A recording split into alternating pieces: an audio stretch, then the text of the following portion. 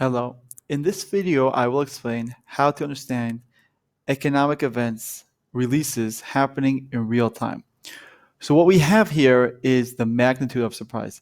This is unique to our system. We have 8 types of magnitude of surprise depending on the circle which we created. So how does that work? So you have the expected release and you have the actual release. So if the actual release is a bit stronger or a bit weaker than expected, it probably won't affect the market too much. But if it's stronger, much stronger, extremely stronger, or weaker, much weaker, or extremely weaker, this can affect the market in many ways. And you want to know about that. So how does it work? So you have the actual release tells you, so if it's much stronger, now you have correlated markets to this magnitude of surprise. So each magnitude of surprise has different correlated markets to it. Like we have over here, we have building permits. This is a very useful thing to know because this is a big deal in the US. So we have the expected, which is higher, and now we have the actual. And now we see the magnitude of surprise is a lot weaker, extremely weaker than expected. So what do?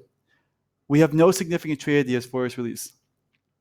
That is very important because now we know we shouldn't. Let's say we thought we should sell the SP 500 in this instance, but now we know that there is no correlated markets to this. There's no data behind this. We should not sell because we don't know what this is something that is unique. This doesn't happen often, so we know that we shouldn't sell. Right now, let's see what's behind this. So we have the building permits right here. This is all the information we have on this economic release. You have the insights glimpse, right, which shows the market instruments, which market instruments are most correlated. We have the historical data, and we also have perspective insights.